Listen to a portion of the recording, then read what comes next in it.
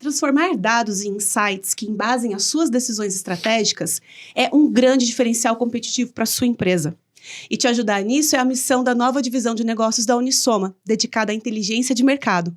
Vamos saber um pouco mais sobre isso no episódio de hoje do podcast da Unisoma, o Deep Talks.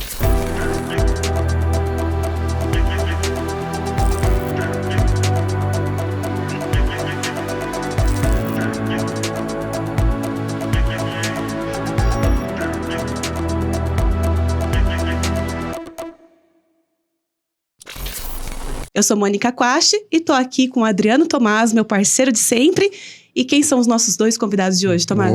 Boa. Tomás não, Adriano. Adriano, Eu tô te chamando de Tomás agora. Não tem problema. Bem? Então beleza. Você me chame como você preferir, não tem problema. Mônica, muito bom estar aqui com você de novo. Nessa linha nossa, né, de disseminar conhecimento, agora você está falando de um novo segmento, de um novo pilar dentro da empresa que ele surge. E aí vamos entender como que isso aconteceu, né? E a gente sempre gosta de falar um pouquinho das áreas que a Unisoma atua. E, obviamente, né, pra gente poder aqui dar extensão nesse tema que a gente já falou uma vez. No episódio 25 tem um início ali da história. Tem um link, né? Isso, então quem tiver, busca lá. E o episódio de hoje é sobre inteligência de mercado. E esse assunto é muito vasto. E a gente vai entender por quê, né? A galera que tá aqui, né? Nossos convidados, ilustríssimos convidados. Então, pra ajudar a gente nesse conhecimento, nesse caminho desse conhecimento, tá aqui dois ilustres convidados que conhecem bem, né? O tema. Nosso diretor comercial, Luciano Moura. Obrigado, meu caro. Mais uma vez, sócio da Unisoma. Muito bom estar aqui. Muito bom estar aqui com você novamente, né? Você ilustrando aqui brilhantando o nosso podcast. E agora, Matheus, né, meu caro? Matheus Carvalho, cientista de dados, mais uma vez vem aqui, membro da equipe da Mônica, né? Tá aqui, ó, reforço hoje, né, Mônica? Feliz da vida. Muito bom, te agradece muito a presença. Obrigado. Bora. E eu fico muito feliz de te ver novamente, de verdade, cara. Eu acho que são assuntos muito bacanas ali, eu gosto da sua participação. Se encontrar mais, conversar mais, trocar uma ideia. Perfeito. E eu já vou emendar aqui, tá? Posso fazer... Já vou fazer uma emendar aqui pro Luciano. Vou aproveitar que ele tá longe aqui de mim hoje, mas tudo bem. Então, vocês anunciaram essa nova divisão, né? Inteligência de mercado. Conta um pouquinho pra gente a história do que é inteligência de mercado e que dor que ela vai buscar ali, né? Que dor que ela vai procurar resolver. Vamos lá. Tá bom, vamos lá. Vamos começar com a definição. O que é uma responsa que eu não queria ter, de verdade, porque, vamos lá, é um conjunto aí de uma série de conhecimentos, né? Difícil colocar isso numa frase. Eu não quero reduzir a atividade dessa galera que faz inteligência de mercado, mas vai aqui uma definição à la Luciano, tá? Com o risco de não cobrir tudo que é feito nessa área que realmente é vasta. Mas eu acho que um bom jeito de pensar ou de definir inteligência de mercado é dizer que é um conjunto de práticas para você ganhar conhecimento do mercado. O que está acontecendo no mercado. Concorrência, tendências, divisões, riscos, incertezas. E usar esses dados para ajudar a sua empresa a tomar boas decisões de posicionamento, por exemplo. Bom, e se é assim, por que a gente lançou agora essa divisão de inteligência de mercado, né? Porque a verdade é que a gente já faz atividades, né? Já trabalha com inteligência de mercado há muito tempo, né? Talvez chamando com outros nomes. Talvez dentro do próprio roadmap que a gente tinha, um pedacinho lá, quase na ponta, tinha um pouco disso. Exato. Mas isso tem um pouco a ver também com a história e com a trajetória da inteligência de mercado, né, nas empresas e na sua consolidação também como uma área. Eu venho acompanhando, talvez aí nos últimos 15 anos, né, o que hoje a gente chama com conforto inteligência de mercado. E é muito legal ver como isso vem se transformando e como isso vem se consolidando, né, num grupo de profissionais com especializações, com práticas bem conhecidas para endereçar essas atividades. E esse grupo você está dizendo também dentro das empresas? Também dentro das empresas, okay, né? Uhum. Eu já vou falar do pilar, mas eu quero puxar um pouco essa coisa da história, porque eu acho que, como eu falei, a divulgação pilar, ou a gente pensar nessa divisão da Unisoma, tem um pouco a ver com essa trajetória aí. Estou falando dos últimos 15 anos, então, eu acho que a primeira coisa que aconteceu ali, e aí eu estou falando do mercado de uma forma geral, né? Foi o profissional de inteligência de mercado se reconhecer como uma área, como um grupo que tem atividades específicas para ajudar as suas empresas. Eu acho que esse foi o primeiro salto. Porque as atividades, elas sempre existiram, mas elas estavam dispersas em outras áreas, em outros setores, né? É impossível uma empresa sobreviver no mercado sem essa tal de inteligência de mercado, sem buscar essas informações e usá-las para tomar essas decisões. Então, eu acho que a primeira coisa que eu vi acontecer foi essa conscientização de nós somos um grupo, nós somos uma área. Legal. Depois passou por uma fase de instrumentalização. Então, eu lembro de participar de um evento de inteligência de mercado, nossa, há mais de 10 anos, em que o mote do fórum era BI. Ou seja, era instrumentalizar o monitoramento, era adquirir ferramentas e ferramental que pudesse trabalhar os dados, torcer os dados e mostrá-los de uma maneira diferente que ajudasse nessas decisões. Legal, então nós somos um grupo, agora nós somos um grupo instrumentalizado para começar essas decisões. E aí eu vejo duas outras ondas muito fortes, né? Então acho que a inteligência de mercado passou por uma fase de análise concorrencial muito forte, então preciso saber o que meu concorrente está fazendo, eu quero entender os movimentos dele para guiar os meus, ou eu vou tomar decisões baseadas na movimentação dos players no mercado. Então, isso aí já derivou uma série de métodos, uma série de ferramentas, uma série de processos para ganhar esse tipo de conhecimento. Não que essa onda não exista ainda, não que isso não seja importante, mas eu acho que já é assim uma ciência melhor conhecida. E a outra onda, e isso eu vejo acontecendo muito forte agora, é de análise de comportamento do cliente ou do consumidor. E em função dessa análise, você tomar decisões. Né? E é engraçado que essa história de evolução da inteligência de mercado, ela também é acompanhada pela tecnologia. Então, legal, falei do BI lá atrás, era o que tinha de melhor disponível para trabalhar esses dados. Hoje a gente tem aí uma gama enorme, né, de ferramental de inteligência artificial que nos permite olhar, como eu falei, o comportamento do cliente ali no mais granular possível e com isso tomar as suas decisões. Bom, por que agora a gente formalizou essa divisão? Porque ao longo dessa história, a gente veio trabalhando com isso, mas também chamando de outras coisas. Eu posso dar alguns exemplos aqui, enfim. Vamos querer. Mas a gente veio trabalhando com uma série de decisões envolvidas no inteligência de mercado, mas às vezes num contexto de supply chain, às vezes num contexto do financeiro, às vezes em outra cadeia de valor, mas que agora a gente reconhece que são práticas para a inteligência de mercado e para auxiliar as decisões dessas áreas. Como é que a gente pensa essa divisão? Em dois grandes grupos. Também é algo arriscado, né? Porque também isso é by Unisoma.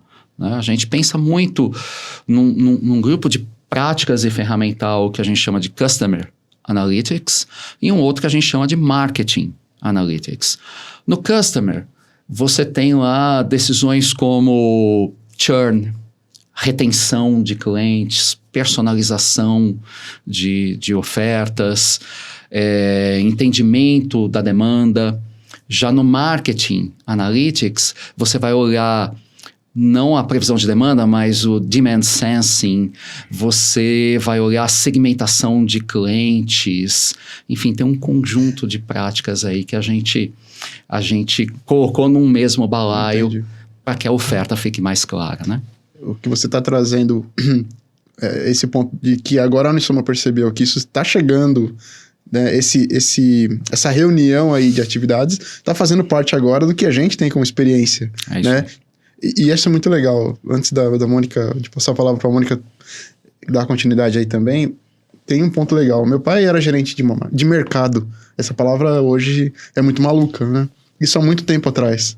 Ele era gerente de mercado de uma multinacional e as práticas dele, claro que não tinha ferramenta de dados, tudo, mas era neste sentido de entender mercado para guiar as vendas. Ele estava muito relacionado com vendas, né? Isso antes. É o que o Luciano Olha falou. aí, que interessante.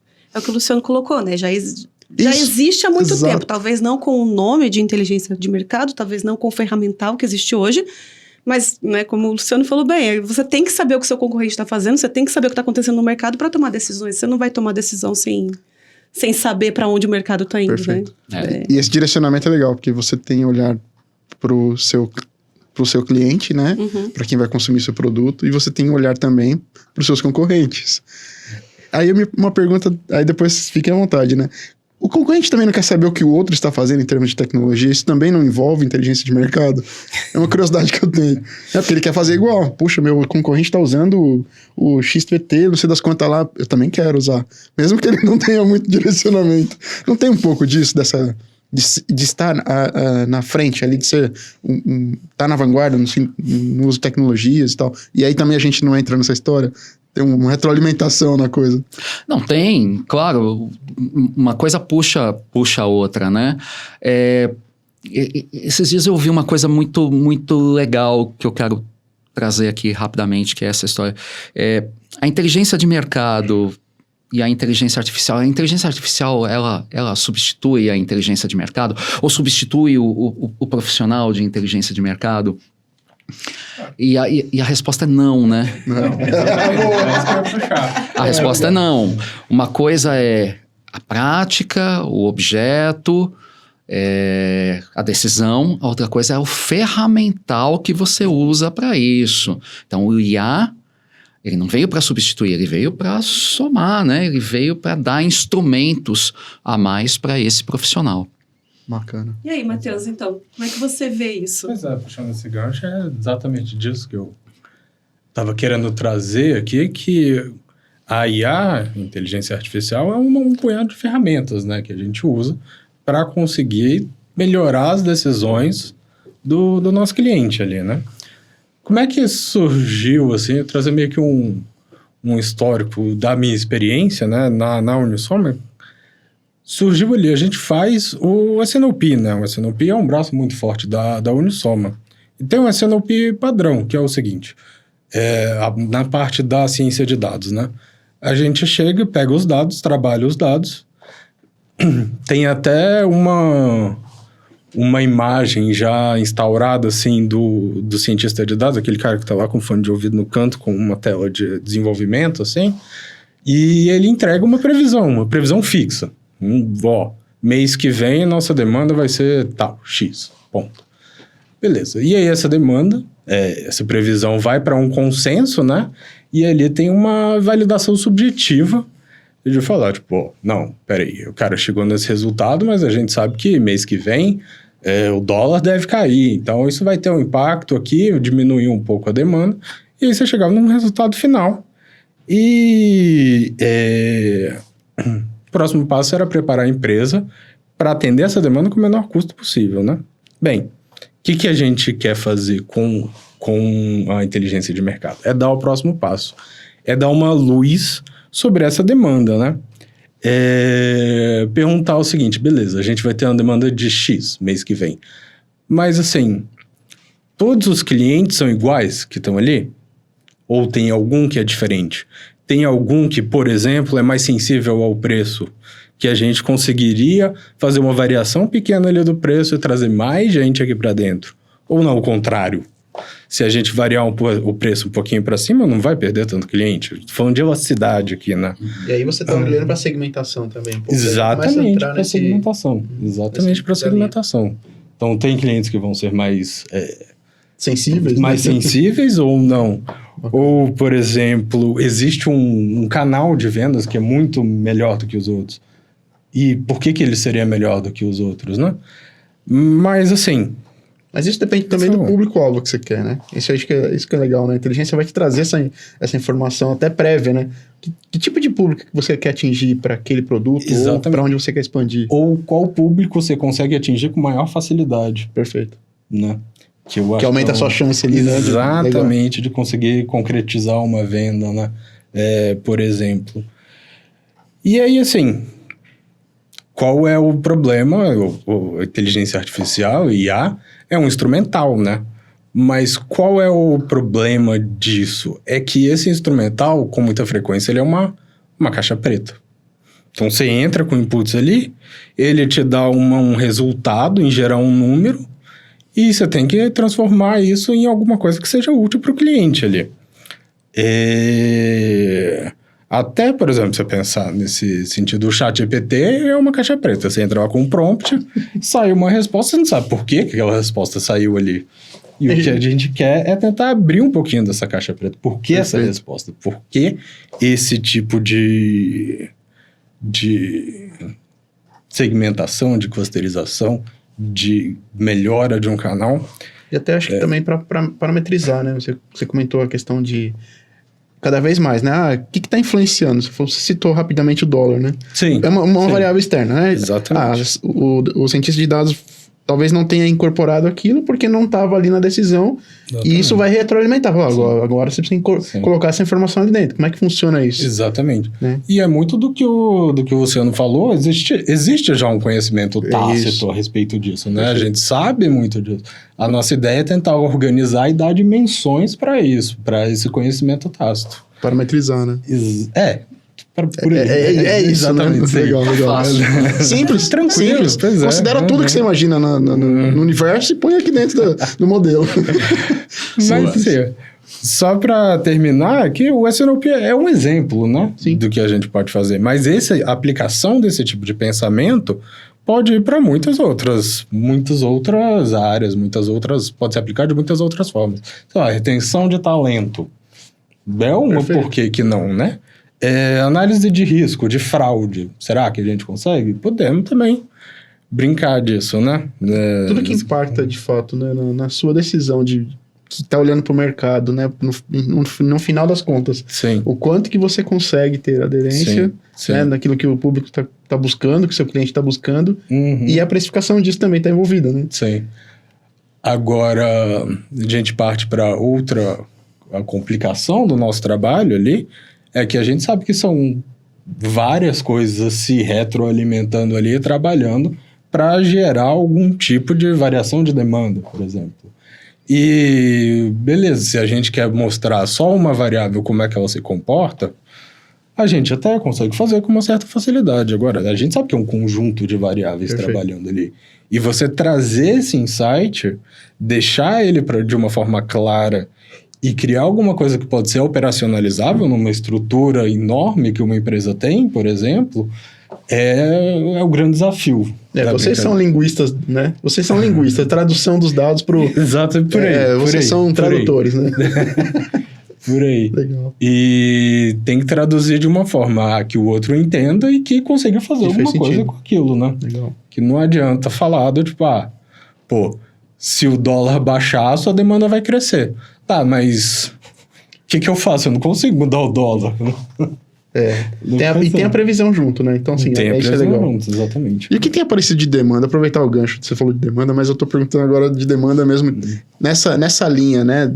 Tem muita gente falando sobre esse assunto. O que vocês estão vendo aí surgindo nas empresas? Já disse um pouco, né, dessa organização agora que já existia, mas agora essa reorganização. E como tá surgindo essa demanda aqui pra gente? Conta um pouquinho. Legal, vamos lá. Mas eu vou puxar um pouco de coisas que aconteceram lá atrás também. É bom. Eu vou puxar as duas ondas que eu falei, né? Da análise concorrencial e da análise de comportamento do cliente. E esse da análise concorrencial, acho que tem um case que, assim, para mim é um símbolo de como isso já sempre foi trabalhado, ele só não estava sob uma insígnia, sabe? Uhum.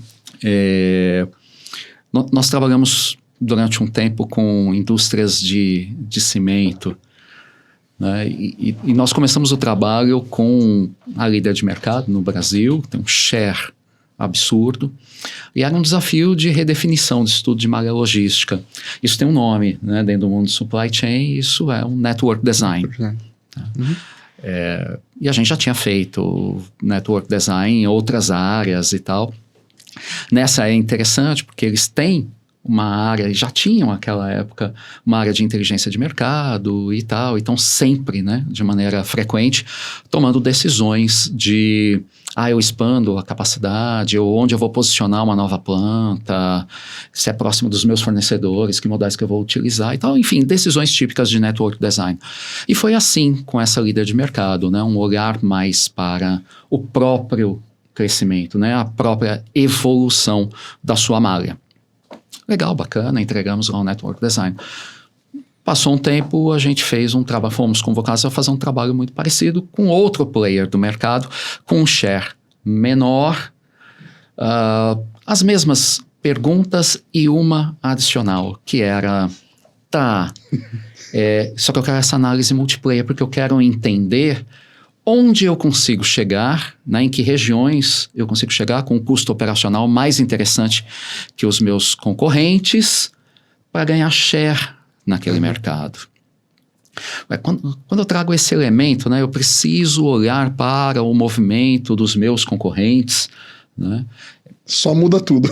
Só muda tudo, né? Inclusive, eu deixo de ter um trabalho típico de network design para ter um trabalho daquilo que hoje a gente chama com mais tranquilidade de inteligência de mercado. O que eu estou fazendo ali é análise concorrencial, eu estou tomando as minhas decisões em função de decisões tomadas também, né, claro, pelos meus concorrentes. Para isso eu preciso trazer um novo conjunto de informações que não são típicos do network design. Eu preciso entender os movimentos dos meus concorrentes. Bom, eu falei lá no começo que a gente não deixa de ter análise concorrencial, mas hoje eu vejo muita coisa aparecendo na análise comportamental, né? O que meu cliente está fazendo, o que ele quer fazer, o que ele gosta, para onde ele vai, como é que ele se comporta em função de uma determinada provocação, e com isso eu vou tomar as minhas decisões. Eu tenho uma pancada de cases aqui para conversar com vocês. Eu vou escolher aqui uns, por favor, 13, tá? Bom, impossível não falar de pricing. E aqui também é uma coisa meio polêmica, tá? Porque alguns pensam dessa forma, que pricing está dentro de inteligência de mercado, talvez os pricers, né? Se incomodem com isso, digam, não, é uma coisa, é uma ciência, sim, é uma ciência guiada pela arte à parte, é uma coisa diferente, mas enfim, é difícil não falar de pricing e das várias aplicações que você tem para pricing. Tem aparecido muita coisa nesse sentido, e o interessante é que as perguntas, elas não são só aquela, qual deve ser o preço, né? Que é uma pergunta importante, que desencadeia uma série de outras perguntas. Então, nós já fomos convocados a responder isso. Quanto deve custar esta oferta? Eu quero aumentar a minha receita, eu quero promover aqui um aumento no valor que eu tenho hoje, nesses mercados, nessa unidade e tal, sem correr a chance de perder os meus clientes atuais. Ou seja, do ganho de receita virar um prejuízo.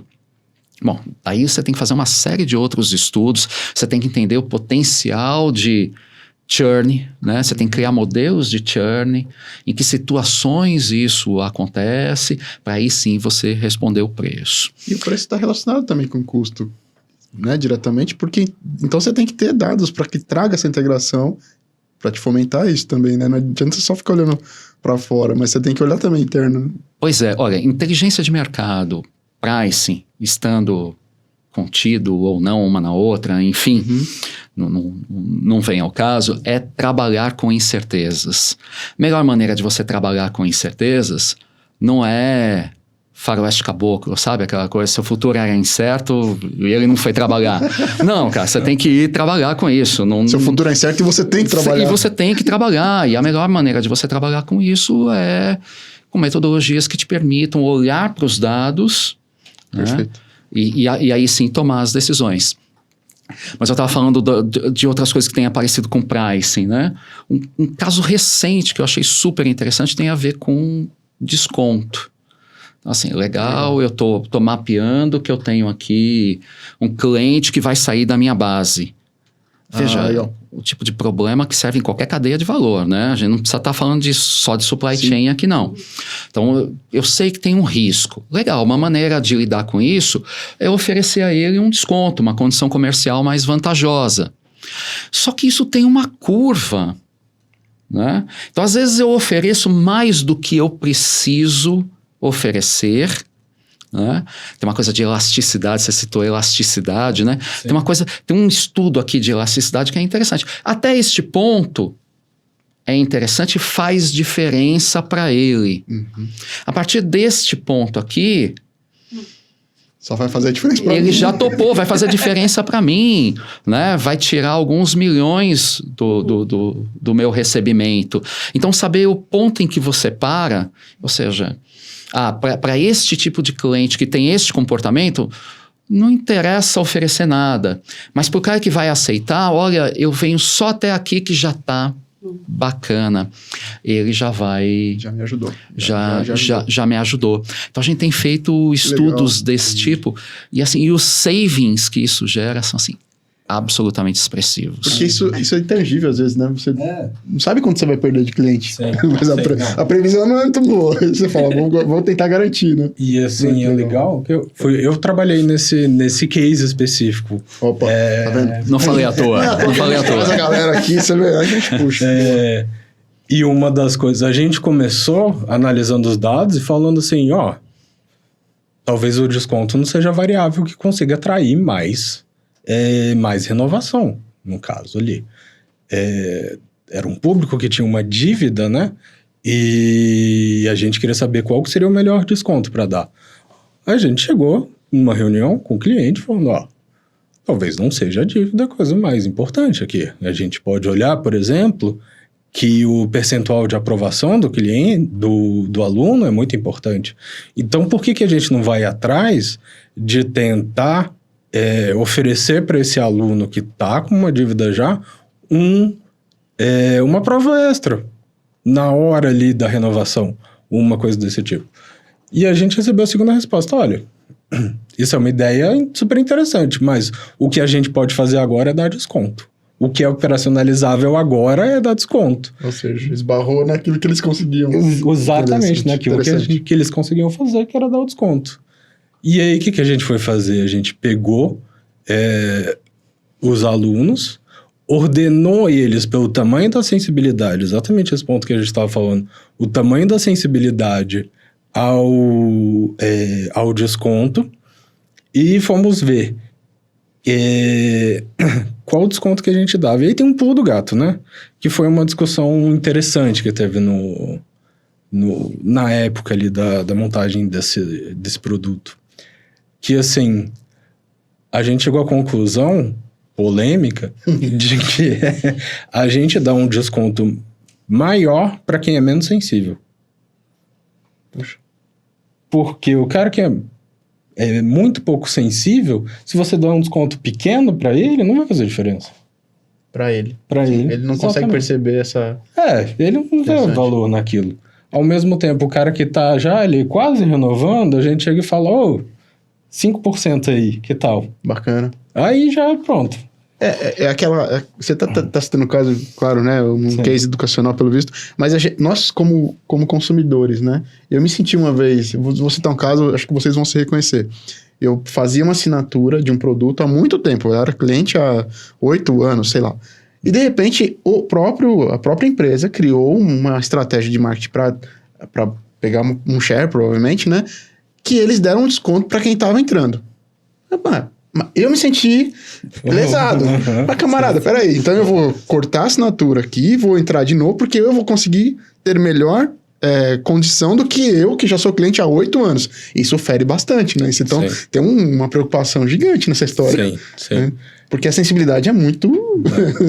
E É um aí detalhe, a gente já passou para o próximo passo, né? Que depois a gente gerou essa hipótese, a gente testou essa hipótese, deu um resultado muito legal. Como a gente estava limitado ali, por essa variável do desconto, a gente aumentou um pouco o nível de renovação, mas gerando exatamente um savings gigantesco que o Luciano falou. Mas isso assim, acontece... Desculpa te interromper. Claro. Mas isso é uma estratégia, né? Sim. Então, assim, vocês conseguem também fazer previsões desses caminhos, porque acho que esse é um grande ponto, né? Quem tá ali na frente do negócio quer saber, tá, e se eu fizer isso? Né? Sim. E se eu fizer aquilo ou outro? Como é que funciona esse mapinha? Ele é Sim. simples? Não é Tá, assim. boa. Porque, inclusive, a gente cai em... Todo modelo que a gente vai construir, ele tem um determinado escopo, ou seja, ele só vai saber aquilo que os dados estão indicando para ele. Então, se a gente está limitado pelo histórico ali, a gente só vai saber coisas que estão perto do histórico. Se a gente sai muito disso, aquilo ali, aquele modelo já se perdeu. Então, um resultado disso, por exemplo, foi que depois a gente foi decidir o que a gente fazia. No próximo ciclo de renovação, a gente foi decidir o que a gente fazia com esses alunos que no ciclo anterior receberam desconto em dívida. Pô, a gente vai dar de novo desconto em dívida para eles? Ah, tem isso. A Sim. recorrência da... Exatamente, a recorrência da dívida, isso virou outro. Isso é muito legal. Sabe o que é mais interessante dessa história? É que isso muda muito rápido. Ah, sim. Né? Legal. E a decisão que você tomou hoje, ela já não vale mais, né? Falando vamos rapidamente falar de varejo. Então, antes, quando você tinha a coisa da prateleira, né? No varejo, aquela coisa limitada, você tem um espaço ali limitado. Tem uma decisão de sortimento que sempre foi muito difícil de se tomar, que assim, quais produtos eu deixo aqui expostos, quais estão lá no meu estoque, não estão nem aqui, qual é o nível dessa exposição? Era uma pergunta a se resolver, não era? E agora que a gente vive um momento de prateleiras infinitas, porque o mercado... né? O mercado eletrônico é isso, né? Eu posso ter ali todos os produtos expostos. Claro, ainda tem uma questão, né? O que aparece primeiro e tal. Mas é diferente daquela pergunta. Então, assim, a gente olha os dados, a gente toma decisões que são interessantes ali, mas precisa ter o cuidado de entender que essa resposta, ela não vale para sempre. Daqui a pouquinho ela está obsoleta. A gente fala de modelos, né, que perdem, que degeneram, né? Uhum. Mas as decisões degeneram também, porque está tudo mudando muito rápido. Para este tipo de produto, degenera rápido, né? Porque muda muito mais rápido do que talvez outras linhas que a gente atende, né? Vocês chamam atenção uma coisa interessante, porque quem está nos ouvindo sente, mesmo que não seja conhecedor de modelos e tal, é um cliente, né? E como eu citei o caso aqui, né, no meu caso, mas você trouxe uma questão de varejo, nós temos essa percepção, às vezes, ou falta de percepção, de que tem um produto lá exposto no supermercado, e aí você fica bravo, por que não tá o outro produto que eu gosto muito? Talvez você seja o único na cidade que gosta daquele produto, né? Esse é o ponto. E alguém que tomou decisão para prestar o produto A e não o B que você gosta, tá baseado nessa inteligência, porque é isso aí, né? Exato. E vai continuar tendo outro produto. Você que mude de cidade. Você que mude de cidade. Ou de gosto. Ou de gosto, ou de supermercado. Mas é verdade, é o lance do gosto médio, que no fim da história acaba guiando, mas esses dados são importantíssimos. Outra coisa que é bacana hoje, né? Porque hoje, assim, um dos desafios que também aparecem é isso, personalização de oferta. Exato. Que não dá para fazer no mundo físico. No mundo físico é da maneira que você falou, eu tenho que tratar a maioria, porque é o que vai me trazer mais dinheiro. Exato. Agora, se eu estou mandando uma mensagem para você, vai aparecer exatamente, por mágica, né? Sim, exatamente o que você precisa, exatamente aquela marca que você quer. Num preço que eu consigo pagar, certo? Num preço que você consegue pagar. Por quê? Porque o seu comportamento vem sendo isso, né? estudado para que tenha a melhor oferta para você, É isso. com a maior chance de venda. Olha que interessante. Que legal. né? Não, legal. Vou contar um caos. Acho que a gente tem um tempinho ainda para contar um caos pessoal rápido, assim. Que eu fui, faz algum tempo, no shopping, o Shopping Dom Pedro, quem é daqui da região de Campinas sabe, é enorme o shopping. E eu queria comprar a coisa mais simples do mundo, um chinelo 43. E eu andei o shopping inteiro de ponta a ponta e não tinha o chinelo 43. E o que eu ouvi foi, porque 43 é o mais comum, é o que sai com mais frequência e acaba logo. Tá faltando alguma coisa nessa história, né? É por conta da qualidade, né? Interessante. Pois é. Então, você não encontrou, tá? Não encontrei, foi pra casa sem o chinelo 43. Aí você chega em casa, tá lá no seu feed, chinelo 43, o que você procura, bonitão. Praticamente. Chega em 24 Lindo, horas, né? Pois é. Boa, boa. Pois é. Mas é muito legal vocês comentarem sobre isso, né? E acho que foi muito interessante da Unisoma trazer essa experiência. E no fim, vocês estão de fato que vocês trouxeram, né? Essa consolidação de conhecimento dentro dessas outras áreas que a Unisoma já atua há muito tempo, né? Então, vocês perceberam ali uma movimentação de mercado que está trazendo bastante dados para essa tomada de decisão e fomentando isso de alguma forma, instrumentalizando isso. Pô, muito bacana. Muito legal. Muito bacana. E o Luciano logo no começo falou, eu não quero...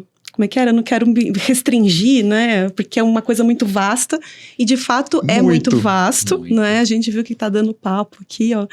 Então, eu acho que a gente vai ter outro episódio, Vamos, né? certamente. Vamos A gente vai interromper. falar de novo vamos, sobre isso, porque já tá dando tempo aqui. Eu sei que o Matheus tem mais coisa para contar, porque o projeto que eles estão trabalhando lá realmente é muito legal. Tem muita coisa nova, muita coisa em desenvolvimento e tal. Então, tem mais causos, eu sei disso. Mas a gente vai encerrar por aqui, por hoje. Vamos transformar em mais. Obrigada pela presença dos dois aqui. Muito Pro pessoal, Prazer. pessoal que está aí assistindo, ouvindo a gente, deixem seu comentário, suas sugestões. Queremos ouvir vocês. Se tiverem mais perguntas aí desse assunto, manda, porque daí a gente chama os dois de volta aqui, né? Já pronto, né? Já. Vocês já sabem onde encontrar a gente, né? Todas as redes sociais, LinkedIn, Facebook, Instagram, Spotify. no YouTube, Spotify.